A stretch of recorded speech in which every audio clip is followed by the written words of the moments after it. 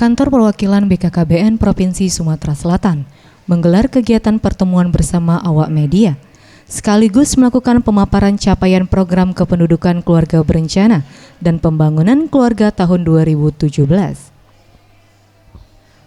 Kepala Perwakilan BKKBN Provinsi Sumatera Selatan, Waspi, menjelaskan, pada tahun 2017, Kampung KB di Sumsel tersebar di 231 titik atau satu kampung KB di setiap kecamatan di seluruh kabupaten kota di Sumsel.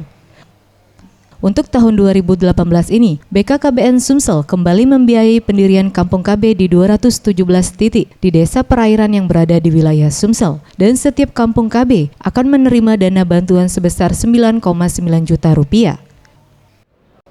2018 ini kita masih ada program, kita dapat anggaran 217 Kampung KB. Nah, itu desa-desanya untuk desa yang betul-betul tertinggal. Ya, desa tertinggal, perbatasan, kalau ini kan kepulauan, tapi kita tidak punya pulau.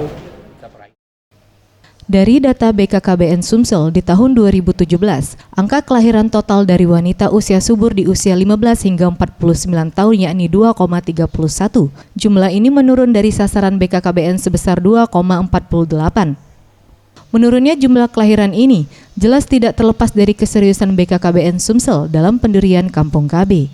Selain itu, BKKBN terus melakukan sosialisasi untuk mengantisipasi pernikahan dini yang berpotensi menimbulkan ibu meninggal pada saat melahirkan karena usia yang terlalu muda.